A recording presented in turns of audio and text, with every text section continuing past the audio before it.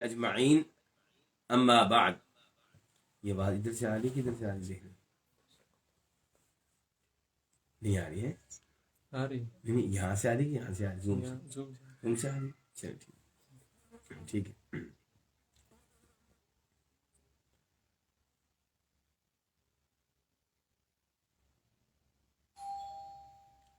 الحمد للہ رب العالمین والصلاة والسلام علی نبینا محمد وعلی آلہ وصحبہ اجمعین اما بعد.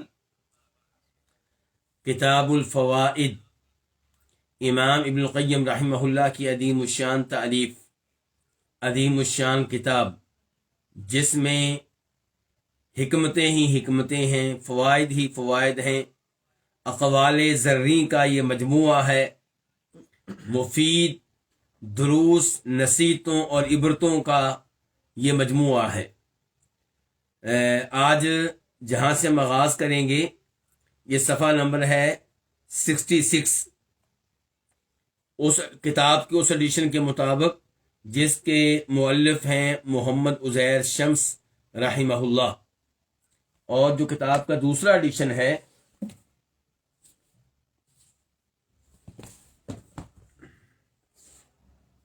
اس کے اعتبار سے بھی میں صفحہ نمبر بتا دوں.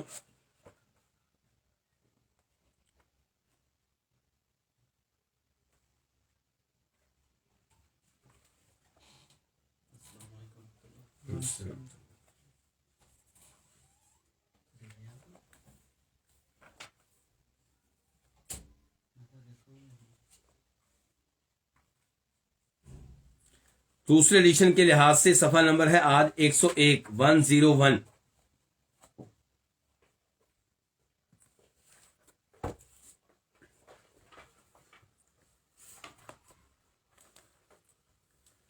تو امام صاحب کہتے ہیں آج کے فائدہ میں، اشتری نفسک اليوم فإن السوق قائمة والثمن موجود والبضائع رخيصة وسيأتي على تلك السوق والبضائع يوم لا تصل فيه إلى قليل ولا كثير ذلك يوم التغابن ويوم يعض الظالم على يديه.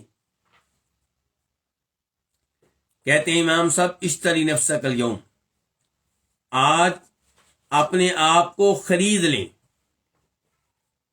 آج اپنے آپ کو خرید لیں. فإن السوق قائمة، کیونکہ بازار لگا ہوا ہے، بازار جو ہے موجود ہے، اور بازار سے مراد یہاں پہ کیا ہے؟ دنیا، زندگی. آج آپ زندہ ہیں، آج آپ دنیا میں ہیں، تو دنیا میں رہتے ہوئے اپنے آپ کو کیا کر لیں؟ خرید لیں. والثمن موجود، اور آج قیمت بھی موجود ہے. قیمت کیا ہے؟ ایمان لانا. قیمت کیا ہے؟ توحید. قیمت کیا ہے؟ نیک اعمال. والبضائع رخیصہ، اور سامان تجارت رخیصہ سستا ہے. البضائع بضاعت کی جمع ہے، سامان تجارت. رخیصۃ سستا ہے. آپ امام صاحب کی اس بات کو سمجھنے کے لیے سورہ صف آیت نمبر 10 اور 12 اس کا مطالعہ کر لیں. میں یہ آیات آپ کے سامنے رکھتا ہوں، سورہ صف آیت نمبر 10 اور 12، اور یہ سپارہ کون سا ہے؟ 28واں.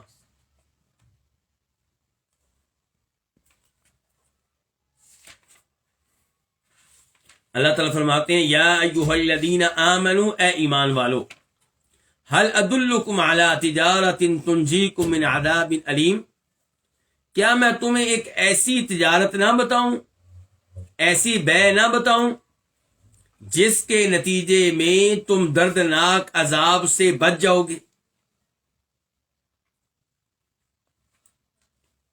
بچے گا کون؟ انسان کا نفس، انسان کی جان. کس سے بچے گی؟ دردناک عذاب سے. کرنا کیا ہے، قیمت کیا ہے؟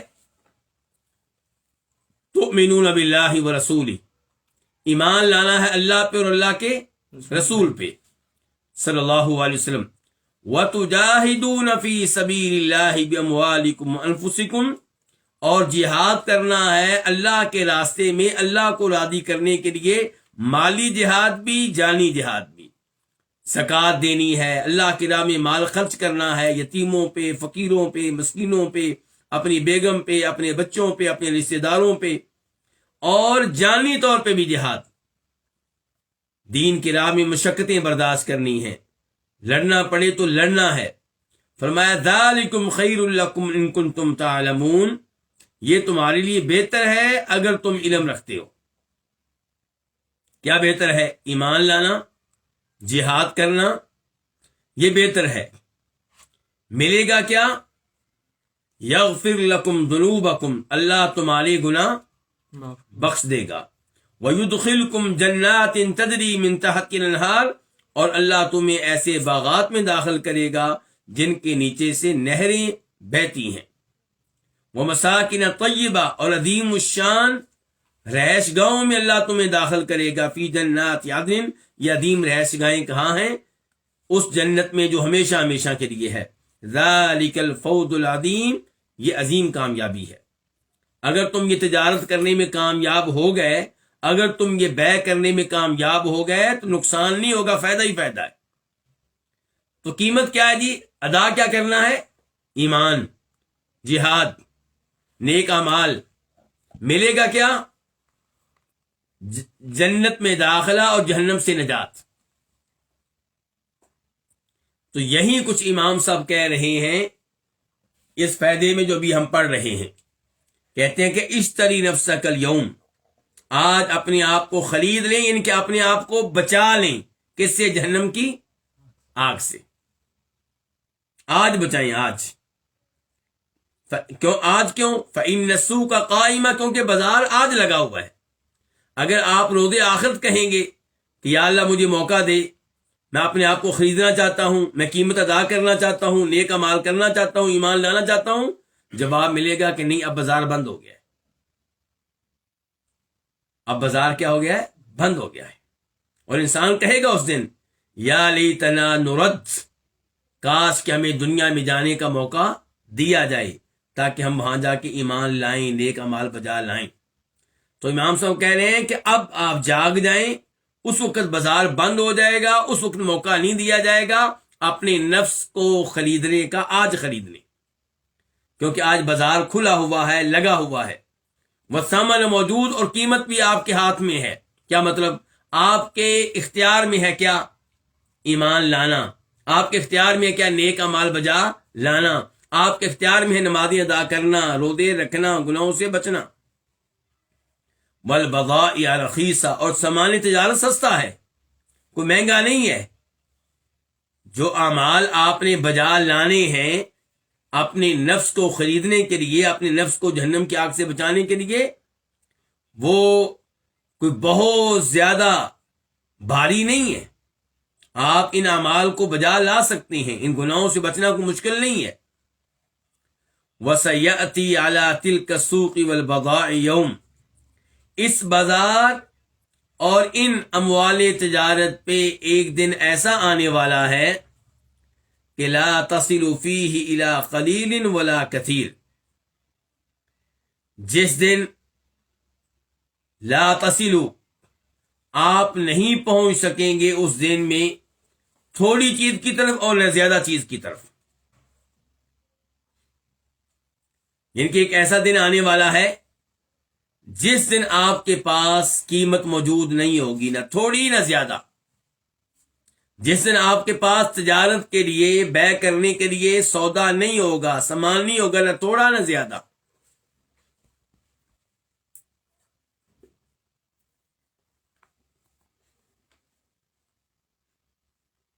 لا تصل کا منع میں نے کیا کیا؟ آپ نہیں پہنچ سکیں گے. اور دوسرا احتمال یہ ہے کہ آپ لا تصل کا ترجمہ کیا کر لیں کہ یہ چیزیں نہیں پہنچیں گی، یہ چیزیں موجود نہیں ہوں گی، پہنچیں گی نہیں. کون سی چیزیں؟ یہ اموال تجارت. اس کے بعد امام صاحب آیت لے کر آئے ہیں ذالک یوم التغابن، یہ کون سا دن ہوگا جس دن آپ کے پاس اموال تجارت نہیں ہوگا، جس دن آپ کے پاس قیمت نہیں ہوگی اپنے نفس کو بچانے کے لیے؟ یہ قیامت کا دن ہے۔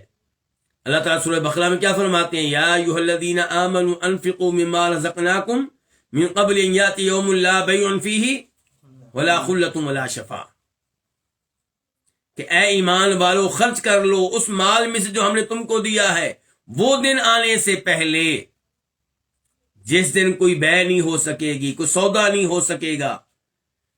آپ اپنی جان کو جہنم کی آگ سے بچانے کے لیے، اللہ کے عذاب سے بچانے کے لیے ساری دنیا کے خزانے بھی دے دیں تو یہ سودا اللہ تعالیٰ آپ سے نہیں کریں گے۔ دنیا میں اب کر رہے ہیں اللہ تعالیٰ، اب آپ اللہ سے سودا کریں تب یہ سودا نہیں چلے گا۔ ویسے تو آپ کے پاس سامان ہونا بھی نہیں، مال ہونا بھی نہیں، لیکن فرض کر لیں آپ کے پاس مال ہو، دنیا بھر کے خزانے آپ دیں، تب بھی آپ کو اللہ کے عذاب سے نجات ملنے والی نہیں ہوگی۔ تو ذالک یوم التغابن، وہ تغابن کا دن ہوگا۔ تغابن کس کو کہتے ہیں؟ ہار جیت کا دن، ایک دوسرے کو نقصان دینے کا دن۔ یہ سورہ تغابن آیت نمبر 9، یہ بھی 28واں سپارہ ہے، آیت نمبر 9 یعنی کہ 9۔ یوم یجمعکم لیوم الجمع ذالک یوم التغابن، اس دن اللہ تعالیٰ تمہیں جمع کرے گا اس دن کے لیے جو جمع کرنے کا دن ہے، جو لوگوں کو اکٹھا کرنے کا دن ہے، اس دن اللہ تعالیٰ تمہیں اکٹھا کرے گا۔ اور یہ دن ہوگا ہار جیت کا، کوئی ہار رہا ہوگا، کوئی جیت رہا ہوگا، کسی کو جنت مل رہی ہوگی، کسی کو جہنم میں ڈالا جا رہا ہوگا۔ اور دوسری آیت میں اللہ فرماتے ہیں سورہ فرقان میں آیت نمبر 27 میں 27 میں وَيَوْمَ يَعَضُّ الظَّالِمُ عَلَى يَدَيْهِ، اس دن ظالم شخص جو دنیا میں اپنے اوپر ظلم کرتا رہا، جو شرک کرتا رہا، جو ایمان کی طرف نہیں گیا، توحید کی طرف نہیں گیا، یہ اپنے دونوں ہاتھوں کو کاٹ کھائے گا۔ یقول، کہے گا یا لیتنی اتخذت مع الرسول سبیلا، اے کاش میں نے رسول کے ساتھ راستہ اختیار کیا ہوتا، کاش میں رسول کی راہ پہ چلا ہوتا، آپ کی توحید کو اپنایا ہوتا، آپ کے دین کو اپنایا ہوتا۔ لیکن تب اس ندامت کا، اس پشیمانی کا، اس افسوس کا کوئی فائدہ نہیں ہوگا۔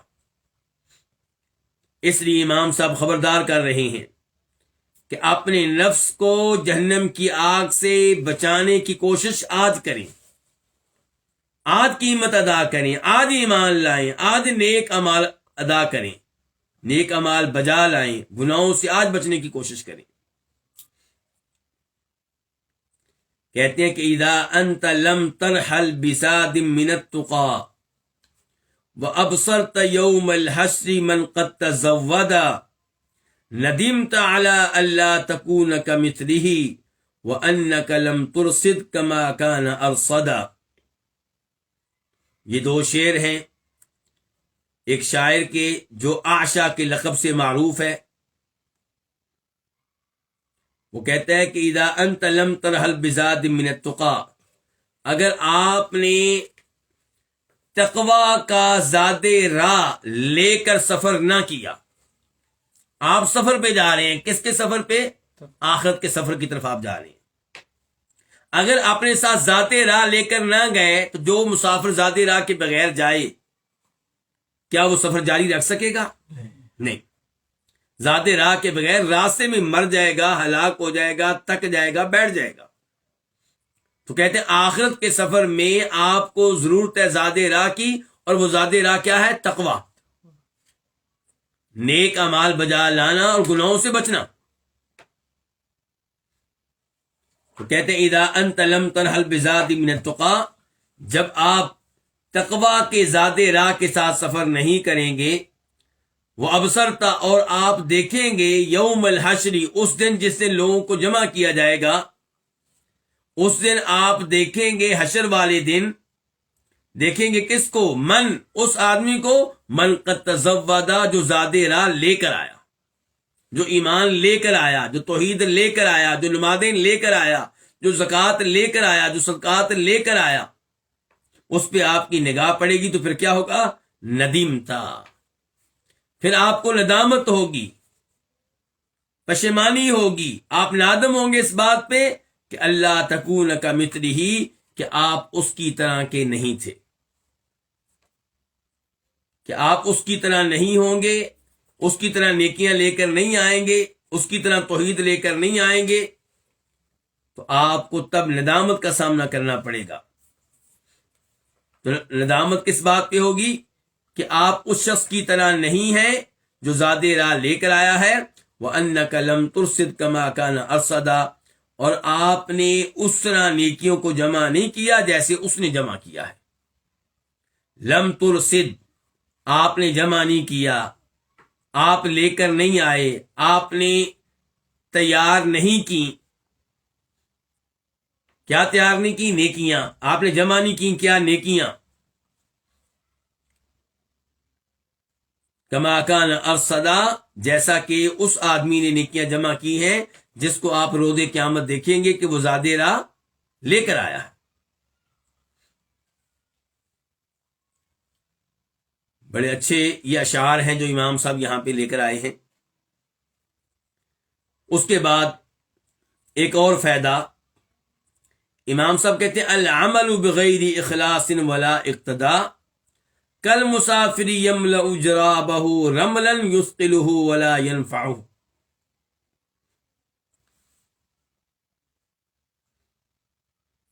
یہ جو لفظ ہے رمل، یہ کس کو کہتے ہیں؟ ریت کو۔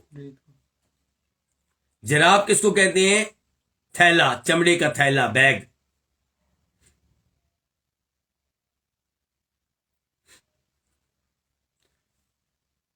تو امام صاحب یہاں پہ بتا رہے ہیں کہ کوئی بھی عمل ہے وہ اللہ تعالیٰ کے ہاں تب قابل قبول ہوگا جب اس میں دو چیزیں پائی جائیں، نمبر ایک اخلاص، اور نمبر دو نبی علیہ السلام کی اتباع۔ اگر آپ نماز پڑھتے ہیں لوگوں کو دکھانے کے لیے تو فائدہ آپ کے عمل کا نہیں، اس نماز کا کوئی فائدہ نہیں، اس وضو کا کوئی فائدہ نہیں، حالانکہ آپ نے وضو کیا، مسجد میں گئے، محنت کی، لیکن سارا عمل کیا ہو جائے گا؟ ضائع ہو جائے گا۔ اور اگر اتباع نہیں ہے تو تب بھی عمل ضائع ہو جائے گا۔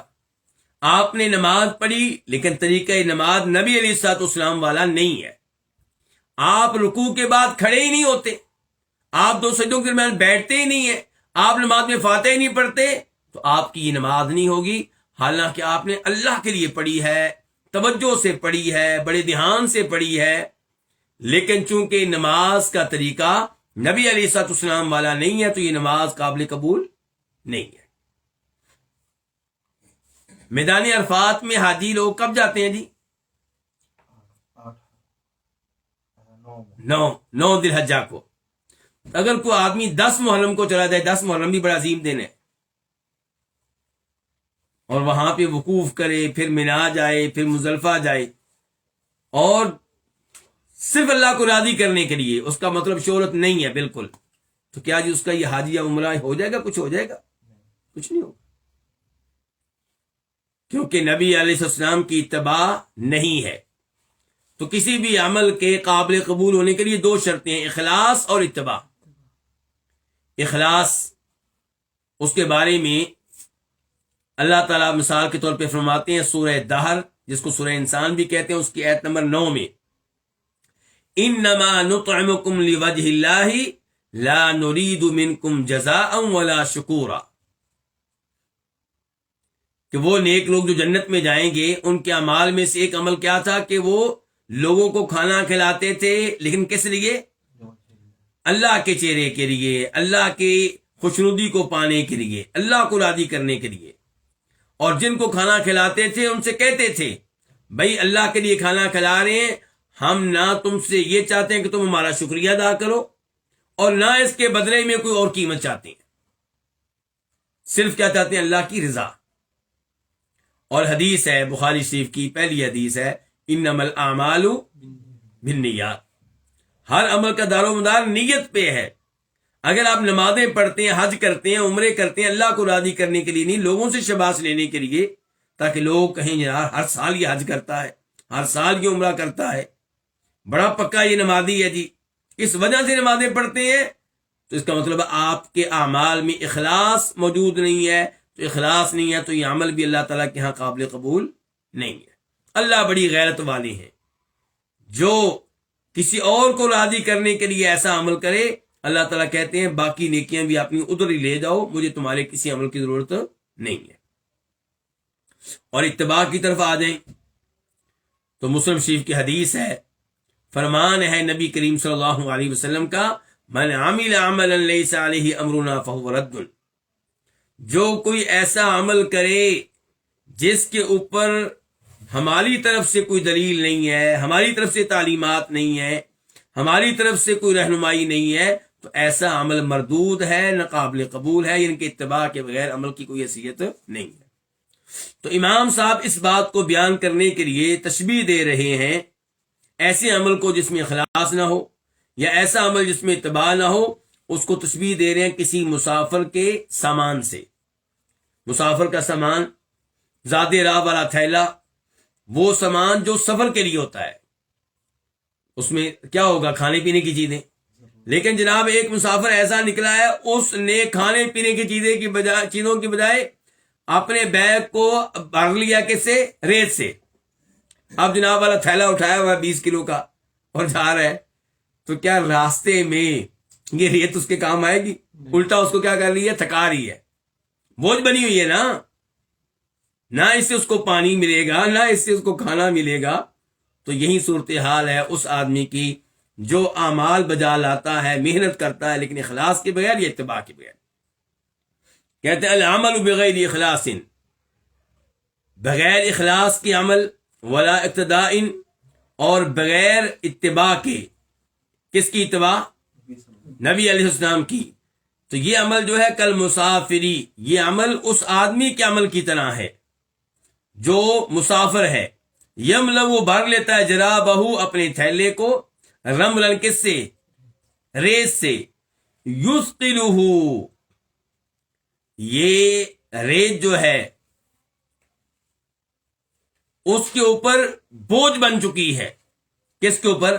مسافر کے اوپر، یا یہ تھیلا بوجھ بن چکا ہے اس مسافر کے اوپر، یعنی کہ یثقلہ کا فاعل چاہے آپ ریت کو بنا لیں چاہے تھیلے کو بنا لیں، تو یہ جو ہے بوجھ ڈالے ہوئے ہے یہ تھیلا اس مسافر پہ، ولا ينفع، لیکن اس کو فائدہ نہیں دے رہا۔ آج کا تیسرا فائدہ، امام صاحب کہتے ہیں اذا حملت علی القلب هموم الدنيا واثقالها وتهاونت باوراده التي هي قوته وحياته كنت كالمسافر الذي يحمل دابته فوق طاقتها ولا يوفيها علفها فما اسرع ما تقف به۔ اذا، جب، حملتا، آپ بوجھ ڈالیں، علی القلبی، کس پہ؟ دل پہ۔ کس کا؟ دنیا کی ٹینشنوں کا، دنیا کے غموں کا، دنیا کی پریشانیوں کا، واثقالہا، اور دنیا کے بوجھ کا۔ آپ کا دل ہے، کبھی ٹینشن جناب کس چیز کی کہ سیلری نہیں ملی ابھی تک، نیا مہینہ شروع ہو چکا ہے، لوگوں کے پیسے دینے ہیں لیکن سیلری مل نہیں رہی، جس آفس میں آپ کام کرتے ہیں وہاں سے یہ ٹینشن ہے۔ دوسرے نمبر پہ کیا ٹینشن ہے جی؟ چیزوں کی قیمتیں بڑھ گئی ہیں۔ تیسرے نمبر پہ کیا ٹینشن ہے جی؟ اولاد نافرمان ہے۔ چوتھے نمبر پہ کیا ٹینشن ہے جی؟ بیگم بات نہیں مانتی، تعامل نہیں کرتی۔ پانچویں چھٹے نمبر پہ کیا ٹینشن ہے؟ محلے والے بھی تعامل کرنے کے لیے تیار نہیں ہے، وہ بھی پریشان کرتے ہیں، گھر کے سامنے گن ڈال کے چلے جاتے ہیں، آپ کے گھر کی گھنٹیاں بجاتے ہیں، پریشانیاں ہی پریشانیاں، کوئی ادھر سے کوئی ادھر سے۔ تو اب دل کے اوپر بوجھ آپ ڈال رہے ہیں ٹینشنوں کا۔ اب کیا چاہیے؟ اب اس دل کو مضبوط کریں تاکہ یہ بوجھ برداشت کر سکے، یہ غموں کو برداشت کر سکے، ان دکھوں کو سہ سکے۔ تو دل کی غذا کیا ہے، دل کی خوراک کیا ہے؟ اللہ کا ذکر۔ دل کی غذا کیا ہے؟ تلاوت کلام پاک۔ دل کی غذا کیا ہے کہ آپ پڑھیں لا الہ الا انت سبحانک انی کنت من الظالمین۔ دل کی غذا کیا ہے کہ آپ اللہ کی اطاعت پہ مشتمل اعمال کرتے رہیں، دل کو سکون ملے گا، دل کو اطمینان ملے گا، تب جو بوجھ آپ نے ڈالا ہے اس کے اوپر، اس بوجھ کو دل برداشت کر سکے گا۔ لیکن عجیب تماشا ہے، غموں کا بوجھ آپ دل پہ ڈال رہے ہیں اور دل کو غذا آپ دیتے نہیں ہیں، خوراک آپ دیتے نہیں ہیں، تو پھر کیا ہوگا؟ کہتے ہیں پھر آپ کی صورتحال اس مسافر کی ہوگی جس نے اپنی اونٹنی پہ بوجھ ڈالا ہوا ہے، اتنا بوجھ جتنا وہ اونٹنی برداشت نہیں کر سکتی، اور اونٹنی کو نہ پانی پلاتا ہے نہ چارہ ڈالتا ہے، تو نتیجہ کیا نکلے گا؟ صحرا میں کہیں نہ کہیں جا کے اس اونٹنی کی کیا ہو جائے گی؟ بس ہو جائے گی، وہ آگے چلنے سے انکار کر دے گی، وہ رک جائے گی، بیٹھ جائے گی، چاہے اب آپ اس کو ماریں، جو مرضی کریں، وہ نہیں چل سکے گی، اس میں قوت ہی نہیں ہے، طاقت ہی نہیں ہے۔ تو یہی صورتحال ہے آپ کے دل کی کہ جواب دے جائے گا اگر آپ اس کو گزار نہیں دیتے۔ اور موجودہ زمانے میں یہی مثال آپ گاڑی کی دے سکتے ہیں۔ گاڑی میں اگر پٹرول نہیں ڈالیں گے، گاڑی کا آئل تبدیل نہیں کریں گے، گاڑی کے ٹائروں کو چیک نہیں کریں گے، ہوا نہیں بھریں گے، تو کیا ہوگا؟ بوجھ اوپر سے آپ ڈال رہے ہیں گاڑی کے اوپر، کئی لوگوں کو بٹھا رکھا ہے، ان کے سامان کو بھی آپ نے ڈگی میں ڈال رکھا ہے، باکس میں ڈال رکھا ہے، تو کہیں نہ کہیں جا کے گاڑی کیا ہو جائے گی؟ رک جائے گی، چلنے سے انکار کر دے گی، ٹائر پنکچر ہو جائیں گے اور نہیں آپ کا سفر جاری رہ سکے گا۔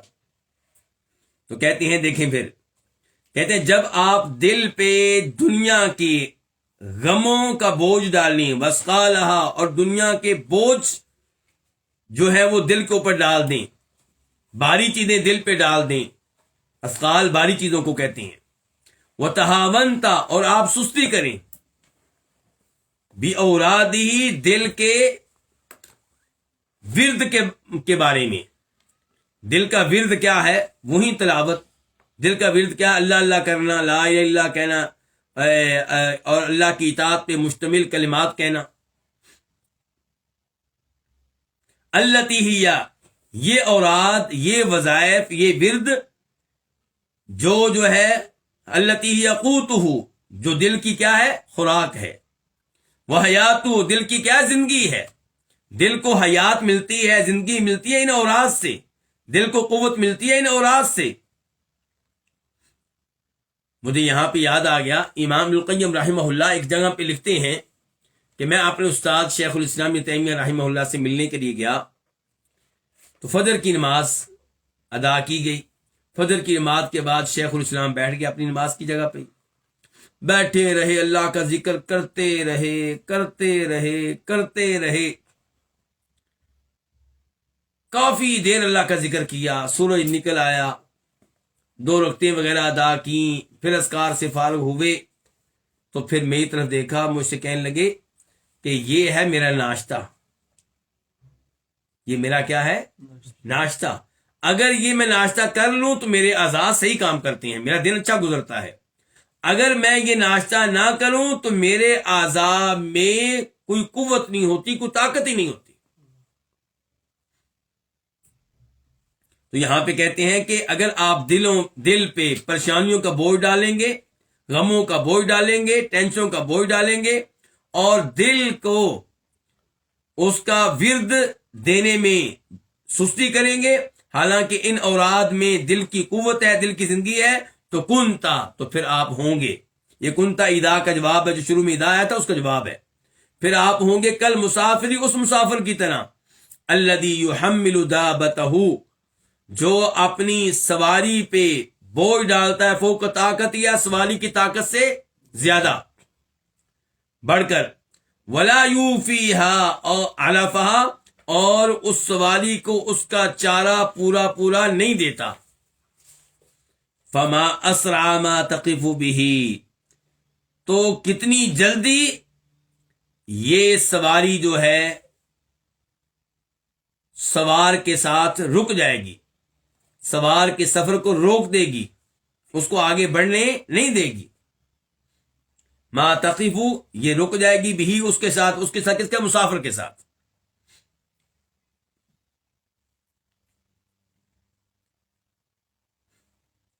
اب یہ مسافر جو ہے بیچ میں رکا ہوا ہے، نہ آگے جا سکتا ہے نہ پیچھے جا سکتا ہے. تو کہتے ہیں امام صاحب وَمُشَتَّتُ الْعَزَمَاتِ يُنْفِقُ عُمْرَهُ حیران لا ظفر ولا اخفاق. عزمات، یہ عزمہ کی جمع ہے، پختہ ارادہ، عزم. مشتت وہ آدمی جو منتشر ہو.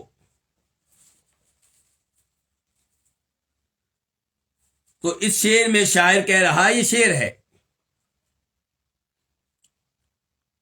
ابن سنان شاعر ہے، اس کا یہ شعر ہے. کہتا ہے کہ وہ آدمی جو ارادہ و عزم کے اعتبار سے منتشر ہو، وہ انسان جو ارادہ عزم کے اعتبار سے کیا ہو؟ منتشر، پختہ ارادہ نہیں ہے.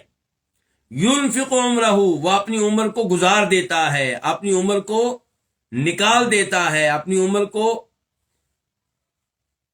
خرچ کرتا ہے، گزارتا ہے. کس حال میں؟ حیران، اس حال میں کہ وہ حیران ہوتا ہے. لا ظفر، نہ کوئی کامیابی ملتی ہے، ولا اخفاق، اور نہ ہی وعدے طور پہ ناکامی ملتی ہے. اس کے بعد والا شعر امام القیم رحمہ اللہ یہاں پہ لے کر نہیں آئے، وہ میں آپ کے سامنے ذکر کرنا چاہوں گا تاکہ معنی مکمل ہو جائے.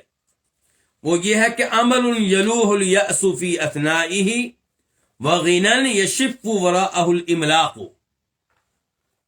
یعنی کہ یہ پہلے شعر کے معنی کو دوسرا شعر مکمل کر رہا ہے کہ ایسے شخص کے پاس جس کا جو ارادہ عزم کے اعتبار سے منتشر ہو، اس کے پاس امید ہوتی ہے، لیکن امید کے بیچ میں نا امیدی چمک رہی ہوتی ہے. عمل، امید ہے، یلوہ الیأس، نا امیدی چمک رہی ہے، فی اثناء، اس امید کے بیچ میں. وغنن، اور کیا ہے؟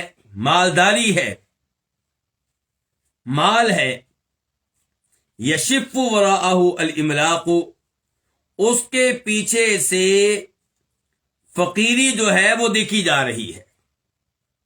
وغنن یشف وراءہ الاملاق. اب نہ پوری مالداری ہے، نہ پوری غربت اور فقیری ہے، نہ پوری امید ہے، نہ پوری نا امیدی ہے. تو یہ صورتحال ہوتی ہے ایسے آدمی کی جو ارادہ و عزم کے اعتبار سے منتشر ہو. کبھی ارادہ بنتا ہے کیا کہ میں عالم دین بن جاؤں، کبھی پیچھے ہٹ جاتا ہے. کبھی دل کرتا ہے قرآن حفظ کر لوں، دوست پر حفظ کرتا ہے، پھر پیچھے ہٹ جاتا ہے. کبھی دل کرتا ہے کہ آئندہ 5 نماز جماعت کے ساتھ پڑھا کروں گا، 2 دن پڑھتا ہے، پھر پیچھے ہٹ جاتا ہے.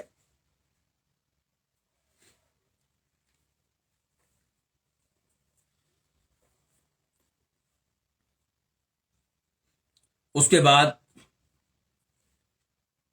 ایک اور شاعر کے 2 شعر لے کر آئے ہیں امام صاحب. حال السائق العجلان یملک امرہ فما کل سیر الیعملات وقید رویدا باخفاف المطی فانما تداس جباہ تحتها وخدود. سائق کس کو کہتے ہیں جی؟ ہانکنے والا، سواری کو ہانکنے والا، سواری آگے خود پیچھے پیچھے. موجودہ زمانے میں ڈرائیور کو عربی لوگ سائق کہتے ہیں، گاڑی چلانے والے کو کیا کہتے ہیں؟ سائق.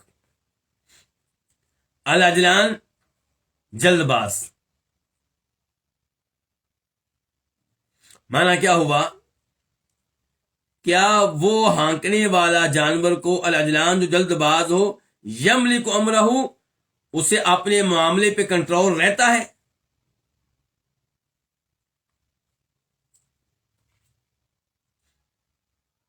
اگر آپ چاہتے ہیں کہ اس شعر کا معنی مزید واضح ہو تو پھر میں بتا دوں کہ جب میں نے یہ اشعار دیکھے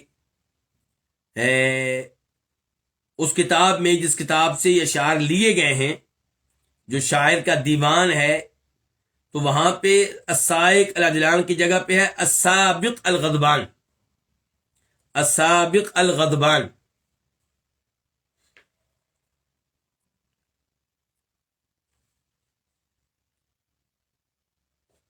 السابق کون ہو جائے گا؟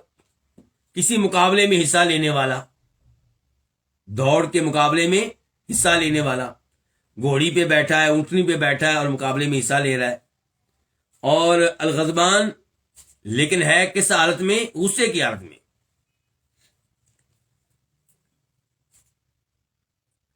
تو کہتے ہیں کیا وہ شخص جو دوڑ میں حصہ لینے والا ہے غصے کی حالت میں یملک امرہ، اسے اپنے معاملے پہ کنٹرول رہتا ہے؟ نہیں رہتا۔ غصے کی وجہ سے انسان اپنے امور پہ کنٹرول کھو دیتا ہے۔ کہتے ہیں فما کل سیر الیعملات، یعملات یہ جمع ہے الیعمل کی۔ الیعمل وہ اونٹنی جو بہت کام کرتی ہے۔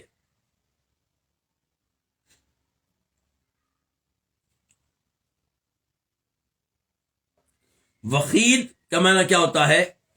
لمبے لمبے قدم اٹھا کر تیز چلنا، تیز چال جو ہوتی ہے، لمبے لمبے قدم اٹھا کر، اس کو کیا کہتے ہیں؟ وخید۔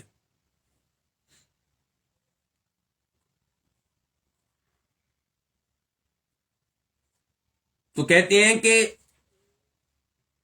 اونٹنیوں کی ہر چال، الیعملات سے مراد کون ہوئی؟ اونٹنیاں۔ اونٹنیوں کی ہر چال وخید نہیں ہوتی، تیز رفتار نہیں ہوتی۔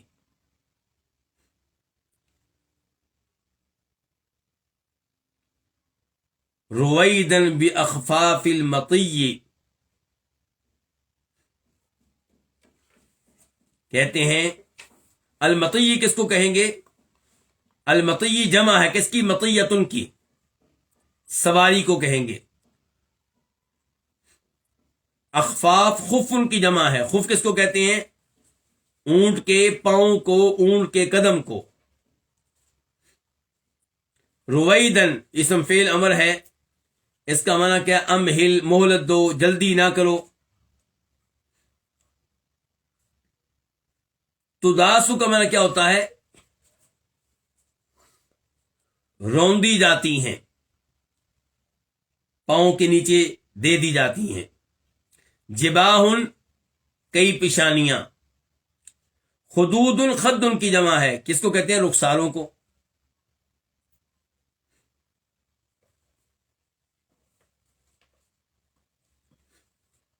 اب کیا معنی ہوا کہ رویدن باخفاف المطی،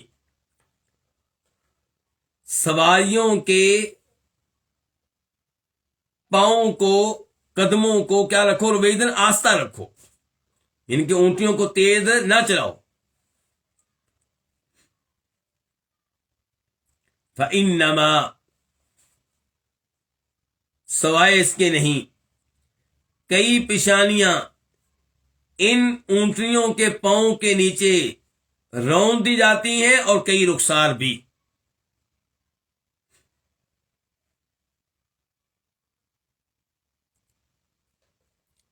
جب آپ ان اونٹنیوں کو تیز رفتاری سے چلائیں گے تو آپ کے اپنے گرنے کا بھی خطرہ ہے اور کسی اور کے بھی ان اونٹنیوں کے نیچے آنے کا خطرہ ہے۔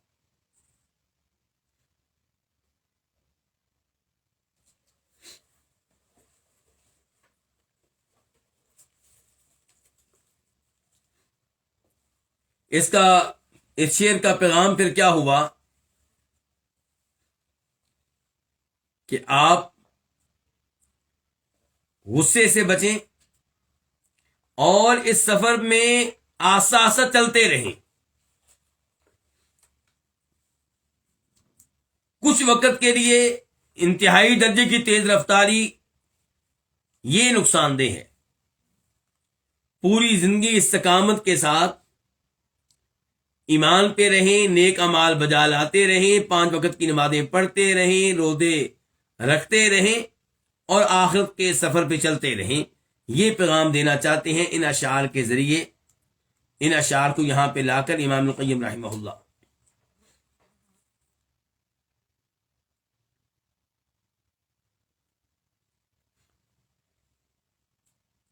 اس کے بعد کا فائدہ، من تلمح حلاوت العافیہ حان علیہ مرارت الصبر۔ مرارہ کس کو کہتے ہیں؟ کڑواہٹ، تلخی، حلاوہ مٹھاس۔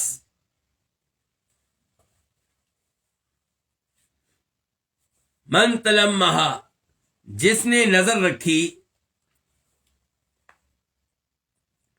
کس چیز پہ؟ عافیت کی مٹھاس پہ۔ حان علیہ، اس کے لیے آسان ہو جائے گی صبر کی کڑواہٹ۔ کیا کہتے ہیں؟ صبر کا پھل کیا ہوتا ہے جی؟ میٹھا ہوتا ہے۔ یعنی کہ صبر کرنا یہ بڑا کڑوا ہے، بڑا مشکل کام ہے۔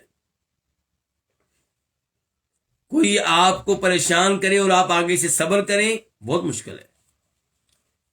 اللہ تعالیٰ آپ کے سب بیٹوں کو واپس لے لیں، صبر کرنا بہت مشکل ہے۔ نیکیاں کرنے پہ صبر کرنا، 5 وقت کی نمازیں پڑھتے ہی رہنا، حالات جیسے بھی ہوں، یہ نیکیوں پہ صبر کرنا یہ بھی مشکل ہے۔ مصیبتیں آئیں تو صبر کا مظاہرہ کرنا وہ بھی مشکل ہے۔ لیکن آپ یہ دیکھیں کہ نتیجہ کیا نکلے گا؟ عافیت، کہ آپ عافیت میں رہیں گے۔ کہاں؟ قبر میں، قبر کے عذاب سے بچ جائیں گے۔ روز آخرت آپ اللہ کے غضب سے بچ جائیں گے، جہنم کی آگ سے بچ جائیں گے۔ تو کہتے ہیں من تلمح حلاوت العافیہ، جس نے نگاہ رکھی عافیت کی مٹھاس پہ، اس کے لیے آسان ہو جائے گی صبر کی کڑواہٹ۔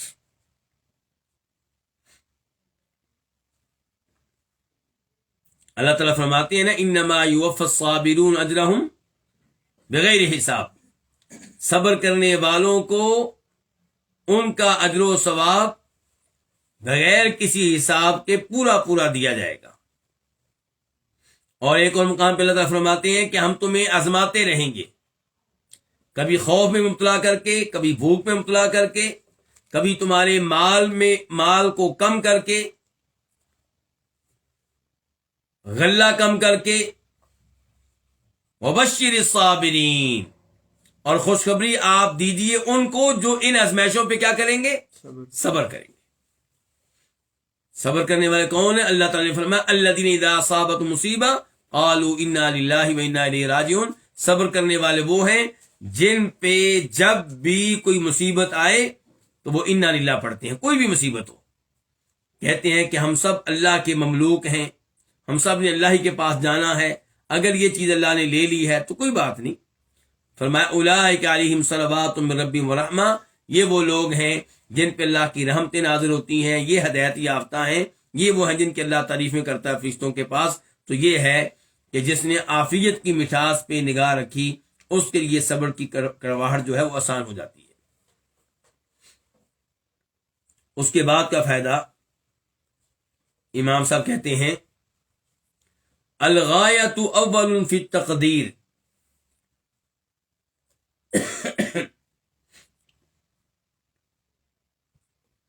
اور آخر فی الوجود، مبدأ فی نظر العقل، منتہل فی منازل الوصول۔ الغایہ کس کو کہتے ہیں؟ مقصد کو، مقصود کو۔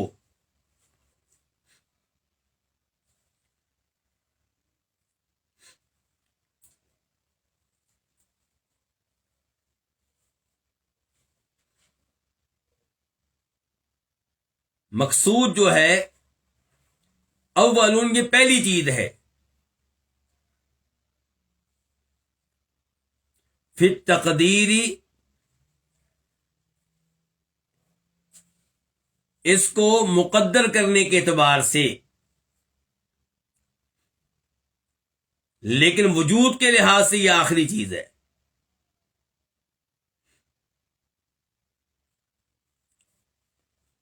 ہم نمازیں کس لیے پڑھتے ہیں جی؟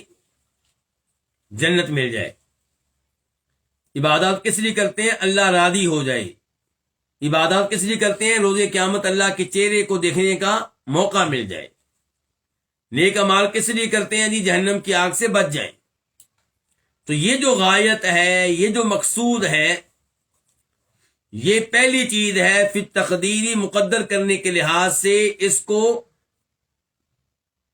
پیدا کرنے کے لحاظ سے، یعنی کہ آپ کی اس کے اوپر توجہ ہو۔ لیکن وجود کے لحاظ سے یہ آخری چیز ہے۔ جنت ملنی کب ہے؟ آخر میں جا کے۔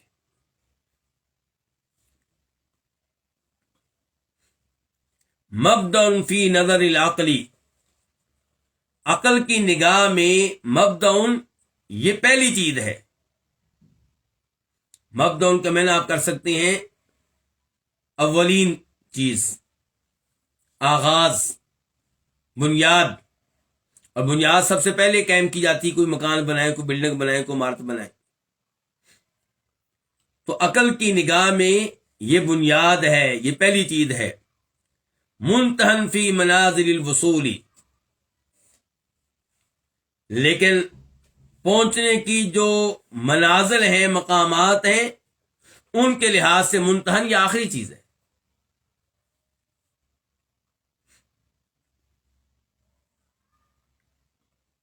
گویا کہ یہ جو آخری عبارت ہے، یہ پہلی عبارت کی وضاحت ہے۔ کہا تھا نا کہ غائب جو ہے یہ تقدیر میں پہلی چیز ہے، مراد کے مبدأ فی عقل کی نگاہ میں، عقل کی نگاہ میں یہ پہلی چیز ہے۔ لیکن جو اس نے ملنا ہے، جب آپ پہنچیں گے تو اس لحاظ سے یہ سب سے آخر میں ملے گی آپ کو۔ عمل کرنے لگیں گے تو سب سے پہلے یہ چیز ہے، یعنی کہ آپ عمل اخلاص سے کر رہے ہوں، یعنی کہ نماز آپ کی تب قابل قبول ہے جب اس میں پہلی شرط کیا پائی جائے؟ اخلاص۔ لیکن جو نتیجہ اس کا ہے وہ جب ملنا ہے، اس کے لحاظ سے دیکھیں تو یہ سب سے آخر میں ہے۔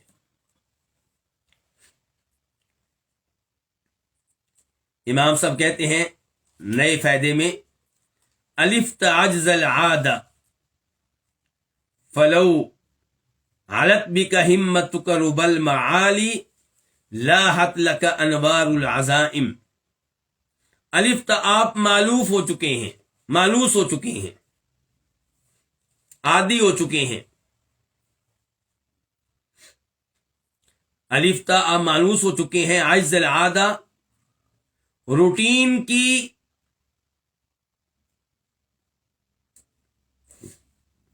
عجز کا معنی کیا ہوتا ہے؟ کسی کام کی طاقت نہ ہونا، بے بسی کہہ لیں آپ، عدم قدرت کہہ لیں آپ،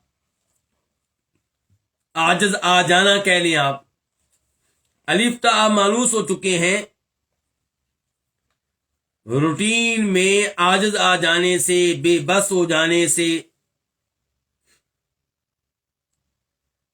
فلو علت بک ہمتک، اگر آپ کی ہمت آپ کو چڑھا کر لے جائے، کہاں چڑھا کر لے جائے؟ رب المعالی، بلند و بالا امور کی چوٹیوں پہ۔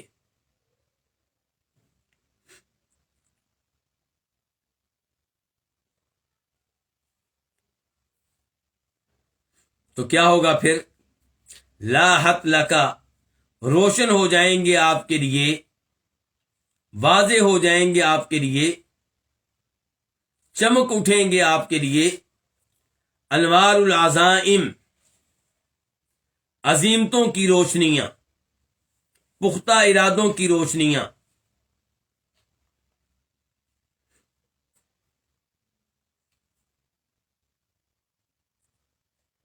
یعنی کہ آپ کیا سمجھتے ہیں کہ میں یہ نیکی کا کام نہیں کر سکتا، میں تہجد نہیں پڑھ سکتا، میں نفلی روزے نہیں رکھ سکتا، میں رمضان کے روزے نہیں رکھ سکتا، 5 ٹائم نماز پڑھنا بڑی مشکل ہے جی، روز تلاوت کرنا جی بڑی مشکل ہے جی، اتنا صدقہ خیرات کرنا کیا جی بڑا مشکل ہے. ہر کام میں آپ کو عادت پڑ چکی ہے کہ کس کام کی بے بس ہونے کی. نہیں جی میں یہ بہت مشکل کام ہے جی میں یہ نہیں کر سکتا. لیکن اگر آپ اپنی ہمت کو بلند کریں اور بلند و بالا امور کی چوٹیوں پہ نگاہ رکھیں کہ میں نے جنت لینی ہے, میں نے رب کو راضی کرنا ہے, میں نے جہنم کی آگ سے بچنا ہے, تو پھر جو پختہ عزائم ہیں ان کی روشنیاں واضح ہو جائیں گی. پھر آپ میں عزم پیدا ہوگا, پھر آپ میں عزم پیدا ہوگا. آپ نگاہ تو رکھیں اپنے جنت کے ٹارگٹ پہ, اللہ کو راضی کرنے کے ٹارگٹ پہ, اور یہ ٹارگٹ کہ میں نے روز قیامت صحابہ کرام کے ساتھ جنت میں ہونا ہے, بڑے لوگوں کے ساتھ ہونا ہے, تو پھر آپ کے لیے عزائم کی روشنیاں جو ہے وہ چمک اٹھیں گی.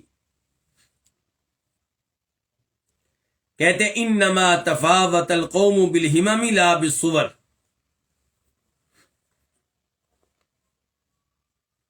قوم میں جو فرق ہے, قوم سے مراد کیا ہے؟ صحابہ کرام, سلف صالحین. قوم میں جو فرق ہے, ان کی قوم ہم سے آگے نکل گئی, ایسے ہی ہے نا, صحابہ کرام ہم سے کہیں آگے ہیں. تو قوم میں جو فرق ہے وہ ہمتوں کے ساتھ ہے, شکل و صورت کے ساتھ نہیں ہے. یعنی کہ ایسا نہیں ہے کہ صحابہ کرام شکل و صورت کے لحاظ سے ہم سے آگے تھے,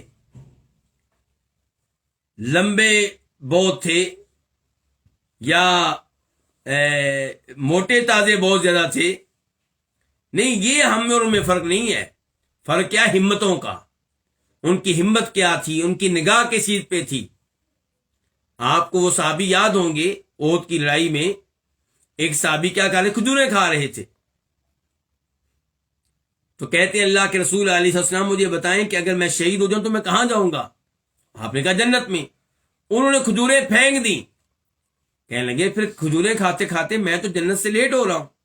کھجوریں پھینکی, جہاد کیا اور شہید ہو گئے, جنت میں پہنچ گئے. ان کی نگاہ کہاں پہ تھی آپ یہ دیکھیں ان کی. تو یہ فرق ہے ان میں اور ہم میں. جب ان کی نگاہ اللہ پہ تھی, آخرت پہ تھی, جنت پہ تھی, تو پھر ان کے لیے تہجدیں قائم کرنا بھی آسان ہو گیا, اپنے بچوں کو قربان کرنا بھی آسان ہو گیا, پورے کا پورا گھر اللہ کی راہ میں بطور صدقہ دینا بھی آسان ہو گیا. پھر ان کے لیے کسی صحابی سے یہ کہنا بھی آسان ہو گیا, بھائی اللہ کے رسول نے تمہیں میرا بھائی بنا دیا ہے, اور تم مکہ سے مدینہ آئے ہو, نہ تمہارے پاس گھر ہے, نہ تمہارے پاس فیملی ہے, بیوی بچے ہیں. یہ میری 2 بیویاں ہیں, ان میں سے جس کو پسند کر لو میں اس کو طلاق دیتا ہوں, تم اس سے شادی کر لو, یہ میرا مال ہے, آدھا تمہارا آدھا میرا. تو یہ سارے احساسات کیسے پیدا ہوئے؟ ہمت کی وجہ سے. جب ان کی ہمت کیا تھی؟ اللہ کو راضی کرنا, اللہ کی خوشنودی کو حاصل کرنا.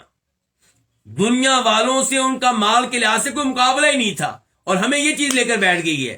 ہمارا مقابلہ اپنے رشتہ داروں دوستوں سے کس چیز میں ہے؟ مال میں. کہ میرے اس بھائی کا بھی مکان ہے, اس کا بھی اپنا گھر ہے, اس دوست کا بھی ہے, میرے کلاس فیلو کا بھی ہے, اس کے پاس بھی گاڑی ہے, اس کے پاس بھی گاڑی, میں ہی پیچھے رہ گیا ہوں. اس کے بعد امام صاحب کہتے ہیں نزول ہمت الکساحی دلہ فی جب العدیرہ. الکسا جھاڑو دینے والا, صفائی کرنے والا.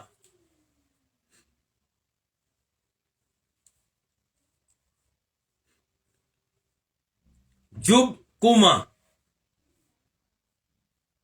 قرآن کریم میں ہے نا, یوسف علیہ السلام کے واقعے میں, لقد کان فی یوسف و اخوتہ. اس آیت سے پہلے یہ بعد والی آیت میں جب کا لفظ جب آیا ہے, کما, وہ کما جس میں پھینکا گیا تھا کس کو؟ یوسف علیہ السلام کو.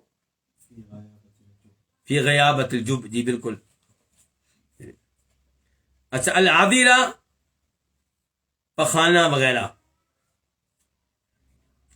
کوڑا کرکٹ, گند. امام صاحب کہتے ہیں صفائی کرنے والے کی ہمت کے پست ہونے نے, نزول پست ہونا, اس کی ہمت کیا ہوتی ہے؟ پست ہوتی ہے. صفائی کرنے والے کی ہمت کے پست ہونے نے دلہ, اس کو اتار دیا, دلاؤ اس کو اتار دیا پخانے کے کنویں میں. کیا مطلب؟ امام ابن القیم رحمہ اللہ کے زمانے میں کیا تھا، صورتحال کیا تھی پیشاب پخانہ کے لیے؟ کہ گھروں میں پیشاب پخانے کی وہ جگہ تو بن چکی تھی، لیکن کیا آج والا یہ گٹر سسٹم موجود تھا؟ یہ موجود نہیں تھا. کیا ہوتا تھا کہ وہ لوگ پخانہ کرتے اور پھر اس کو کسی وہ گھر میں ایک ٹینکی سی زیر زمین بنا دی جاتی، تو اس میں اس کو ڈالتے رہتے. جب وہ جگہ بھر جاتی پھر صفائی کرنے والا آتا، اس گند کو اٹھاتا لے جاتا. تو اب یہ جو صفائی کرنے والا ہوتا تھا، کیا جسمانی لحاظ سے اس میں دوسرے لوگوں میں کوئی فرق ہوتا تھا؟ کیا وہ ہاتھ سے معذور ہوتا تھا؟ کیا آنکھوں سے نبینا ہوتا تھا؟ نہیں، صحیح سلامت انسان. لیکن وہ کیسے مطمئن تھا اس بات پہ کہ لوگوں کے گھروں میں پخانے کو جمع کرنے کا کام کرے؟ اور آج بھی جو صفائی کرنے والے موجود ہیں، گٹر صاف کرتے ہیں، لوگوں کی لیٹرینیں جا کے صاف کرتے ہیں، واش روم صاف کرتے ہیں، اس میں اور باقی لوگوں میں جسمانی لحاظ سے کوئی فرق نہیں ہے. فرق اس چیز میں ہے کہ اس کی ہمت پست ہے، اس میں اتنی ہمت ہی نہیں ہے، اسی طرح جوش ہی نہیں آتا کہ میں اس گندے کام کو چھوڑوں. میں بھی مزدوری کر لوں، میں کسی مستری کے ساتھ، مکان بنانے والے کے ساتھ مزدوری کر سکتا ہوں، میں ریڈی لگا سکتا ہوں پھلوں کی. نہیں، وہ بھی یہی کام کرے گا، اس کے بیٹے بھی یہی کام کریں گے، اس کے آئندہ نسلیں بھی یہی کام کریں گی. کیا ہمتیں کیا ہے؟ پست ہیں. تو انسان کو کیا ہونا چاہیے؟ بلند ہمت ہونا چاہیے. جیسی آپ کی ہمت ہوگی، جیسے آپ کے اہداف ہوں گے، جیسے آپ کے ٹارگٹ ہوں گے، ویسے ہی آپ کا عمل ہوگا.